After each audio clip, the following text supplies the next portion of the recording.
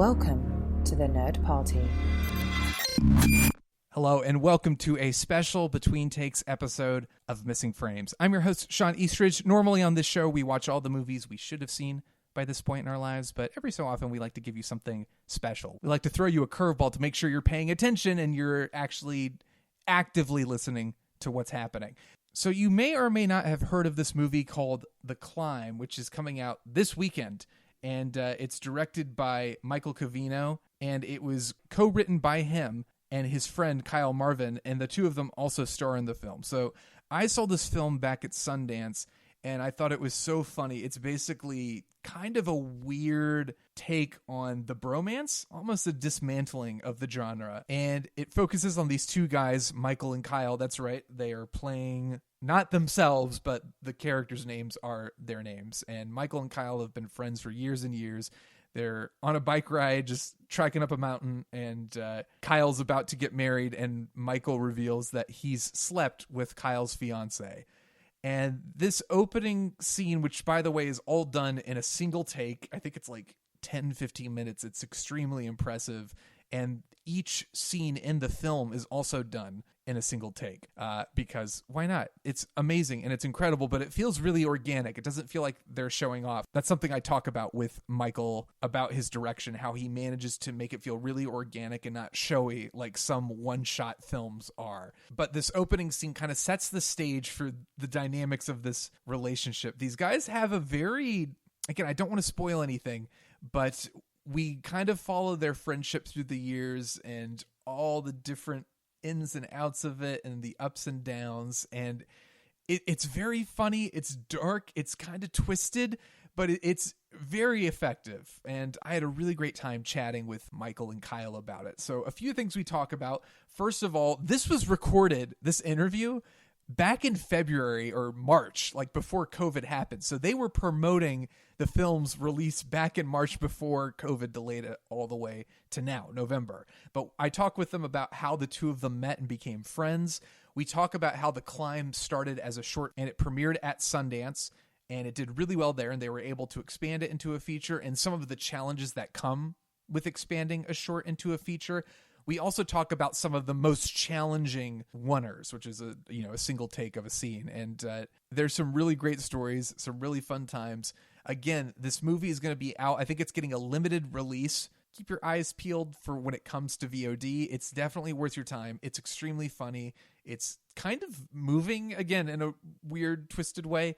But Michael Covino and Kyle Marvin are just awesome talents. I can't wait to see what they do next, and I hope you enjoy listening.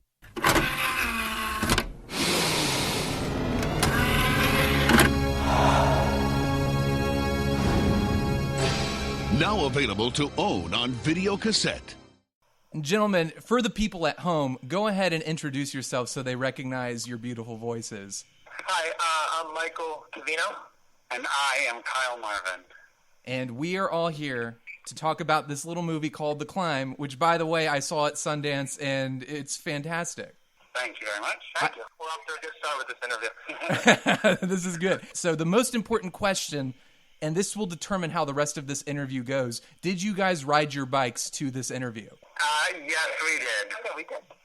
I got nervous for a second. I was like, oh, no, we did. We got parked outside, probably getting stolen. My wheel's probably gone. It's all right. It was all worth it, though. So when did you guys meet? Do you remember what cemented your friendship where you were like, this guy, I'm going to stick with this guy for a while? Yeah, I mean, we met on a commercial in New York, and I asked a fellow producer, I was like, hey, who do you know who's crazy enough to just walk up to strangers on camera and convince them to participate in this commercial? And they're like, this one guy, Mike Covino.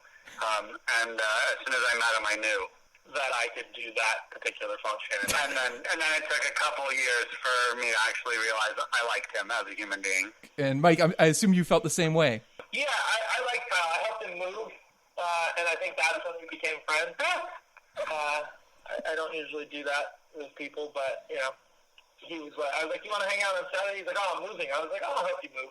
I haven't done that for anyone in quite some time, so it was a signal that we had a blossoming friendship. You were if you get a mattress through a small doorway with someone else, you got something.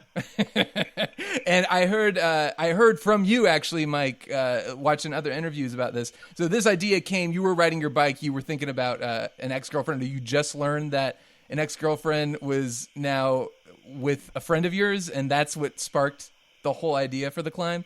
Yeah, I think, I mean, it hadn't just happened, but it was certainly like something I was contemplating, like that situation and that idea. I thought a very interesting situation to explore, revealing on a bike ride, and that became kind of the impetus for, can we find comedy in this, and can we write something that would be compelling? And of course, it started as a short. And did you guys? What was the major breakthrough when you were expanding to the feature? Was there a particular scene where you were like, "Okay, let's go in this direction"? I think what we tried to explore. We basically took this as a jumping off point and tried to explore. Okay, where would we want to go next to these characters? We loved the characters. We loved their relationship and the sort of awkward understanding of the short. And we were like, okay, good. Where could we then put this friendship? Where could we take it? And I think that was mostly the thing we were concentrating on, less than the scenes, but like what kind of pressures could we put on this friendship beyond this almost near catastrophic pressure at the beginning. I'm sure there were some challenges here because this friendship is not necessarily the conventional bromance where everyone, they kind of get along and they help each other through. There's some toxic elements to it. So what were some of the challenges? Were you guys concerned at all about like, oh man, are we pushing this too far? Should we go further? How did you keep that relationship endearing? Because what's weird about it is you're kind of like, this is sort of terrible, these things that Mike is doing, but you still kind of love the guy. Or at least I did. Maybe that just makes me a terrible person. But just makes you a terrible person. I thought so. Okay, good. I'm glad we've confirmed. People who like Mike are terrible. We just want to get that out there on the internet. But what did you guys, were you guys constantly talking about that, or were you just kind of like, let's just go with it and see what happens? I think the thing that was guiding us through this was this: are the characters acting in earnest? Are they being truthful to themselves? Are the reasons why they're doing things understandable to us, and can we relate to that in some way? Like, you know, I think we all can relate to, in some degree, like selfish behavior. You know, maybe not in excess the way maybe Mike continues to, you know, act in the film, but certainly we've all done things in our lives that could constitute selfish behavior or something that was acting in self-interest over the interest of maybe someone we love or we care about. And, you know, those relatable aspects of things, and as long as we understood the reasons behind why these characters are doing the things, we weren't quite afraid to go to these places, because we thought, like, if we can understand it, we can empathize with it, then hopefully the audience will go on the journey, even if the characters aren't likable per se. Right. How early did you decide? I know the short took place in a single take. How early did you decide you guys wanted to go for that for the entire film, and what were the challenges of doing that? Because there's a lot of talk. One of the things I've told people about this movie that impressed me the most is I feel like doing a oneer for a movie has kind of almost become a gimmick. We see that a lot now, and sometimes people are like, oh, it's so gimmicky. One of the things that impressed me about this movie is how organic it felt, and half the time I am watching the movie and I'm so engaged that I'm forgetting the technical side of my brain is shut off, and later I realize, like, oh my gosh, this is still a single take. How did you design those shots with that in mind, trying to avoid the gimmick of just showing off and allowing the performances and everything to sort of organically make it work? Yeah, I think in some ways constraints breed real creativity, and I think giving ourselves the constraint of, like, these will all be ideally executed as single takes allowed us to sort of open up the ideas on how we could then explore it and how we could use that tool of the long take to sort of inject interesting perspective and creativity into the scenes that we were writing. Yeah, we were very aware of the potential, like, sort of gimmick nature of it, and I think we understood that if it ever began to feel like that for us, that we would step away from it or step back from it or find different solutions to things. I think, again, it had more to do with the decisions we were making feel earnest and feel like the right decisions to us, or did they feel, like masturbatory and showy for the sake of being showy, because we wanted to show people how talented our Steadicam operator was, and things like that. But people need to know how talented he is. He's very talented. They should know.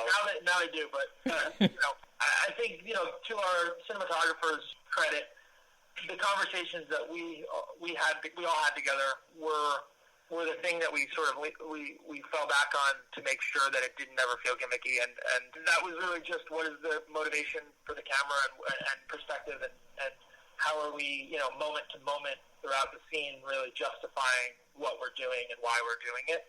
And if it's not justified and it's not motivated, then we don't do it. And meaning, like, the camera doesn't move until we have an understanding of what that motivation is.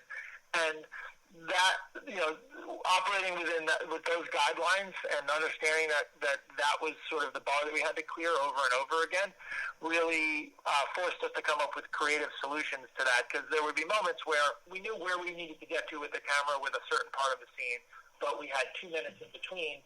And sometimes it was about reblocking and re-choreographing the scene and understanding what was motivating that. And then we were getting into character and redeveloping sort of the motivations for why the characters would do certain things. And so it all fed the overall narrative of the story, and what it ended up doing is adding layers to it, and we just developed it further and further.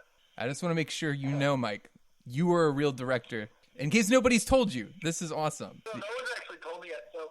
So, well, you're welcome. Even I haven't told him that yet. Kyle, you got to get on that. This guy needs your support. So, what were you guys the most proud of as far as the one-er you pulled off? Was there one in particular where you were like, I can't believe we did this?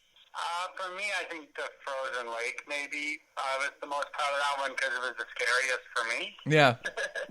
What about you, Mike? The opening scene on bikes was pretty tough. I think there was a lot of moving pieces. But the one I'm probably most proud of, or that it was a lot of heavy lifting, was both the Thanksgiving and Christmas scenes. Simply because they really ate up a big chunk of the movie, and they sort of had to flow together and keep the audience like that was where we knew we could lose the audience if it wasn't engaging and entertaining and compelling and well crafted. And so it felt like the stakes were really high in that particular moment. There were just a lot of also moving pieces and moving characters and a lot of things that had to happen and could have gone wrong. How long did it take to rehearse or block something like that, like those scenes you described? It was we had about one rehearsal day for each scene, so we would rehearse for a day and then we would shoot the following day. You'd shoot on? Would you figure it all out on the day? Pretty much. I mean, we had ideas coming into it, but there's a lot that we had to figure out once we were in the space. So we would block and rehearse the day before with their camera operator, with our entire crew, with really everyone there doing their jobs in the moment if they had cues and things that they needed to hit. And then we'd dial in the pace and the edit and really get the rhythm down. And then the following day we would go for performance. And what has surprised you the most about people's reactions to this movie? I would say for me, the biggest surprise has been the age and cultural differences, all sort of having a unified appreciation of similar moments. For me, I think it's interesting when, someone in their 70s and then their, 19-year-old daughter walk up to us at the end of a screening and are like, oh, my God, we love this, and are talking about sort of similar themes. And to me, that's been a big surprise to see, the spectrum. And then, the French, we premiered at Cannes, obviously, so the French reaction and the German reaction, and it's been really interesting to sort of see the conversations from all different cultures and ages. And was there ever a point where you really wanted to confuse people and have Mike play Kyle and Kyle play Mike? I mean, we talked about that at the beginning of this whole thing. We talked about Did you really? The different characters. Yeah. We talked about each of us taking different roles, but I think for us, it felt like we both gravitated towards the roles that we ended up taking, and we both sort of thought it'd be fun at least I speaking selfishly, I thought my character would be fun to play. What do you guys feel like the biggest lesson or the biggest learning experiences from this production? What are the biggest ones that you'll take with you for future projects? Don't do a movie that's all long single page. Because that's all anybody will ask about. That, and it's also a pain in the ass. But I gotta say, you guys pulled it off in a way I thought was really, really impressive and very, again, organic to the story. And I want to make sure people hear that, because it's not just about the wonders, it's the fact that you guys did it and made it work from a storytelling perspective. That's the accomplishment, ladies and gentlemen, in case you're wondering. But what's next for you guys? Like, are you talking about other stuff, or are you just enjoying the ride right now and promoting the movie and going around and visiting different cities? It's a little both. I think we're enjoying it, and we're trying to find time to finish writing our next movie. And we're just, we're excited to get back into it and go make the next one. But I think we know kind of the undertaking that it is and the time commitment and all that. So I think we're not in a rush. We're taking our time to make sure that the story's there and the script there and everything is ready to go. Well, I look forward to seeing it whenever it happens, and I hope you guys are really enjoying taking, because I mean the movie's getting really high praise. It feels like that's got to be really awesome. Yeah, it's wonderful. Yeah, I mean, we've definitely had the underwhelming experience of releasing films before, so not that we aren't proud of the films, but just, sort of like you don't get the attention and you don't get to have the conversations about it. So this is a real, lovely sort of surprise and fun ride that we're getting to go on right now. Awesome. And then last question for both of you guys. I do a podcast called Missing Frames where we watch all the movies we should have seen by this point in our lives. What is the movie, both of you, that you need to see that you haven't seen yet? I definitely have a list of all the movies I haven't seen. There's so many. I mean, part of it. Just say a movie. Say a movie. I've never seen Boxcar Bertha. I've never seen The Conversation. There's a couple Sidney Lumet films I still haven't seen, which is kind of crazy because I'm obsessed with him as a filmmaker. I haven't seen Murder on the Orient Express. Oh, it's pretty good. Kyle, what about you? Any luck? I was hoping you were going to skip me and Never. thing without me. The hard thing about asking someone what movies have you seen is because they haven't seen them. And I haven't seen so many. How do you even know if you haven't seen it? That's true. You've never seen it. You're basically saying this whole podcast, my whole idea behind a podcast is a sham and I should just scrap it. Yeah. No, I want to listen to your podcast because I want to listen. Have you ever seen Harold and Maude? I haven't seen Harold and Maude. Keep going. Have you ever seen Let the Right One In? No.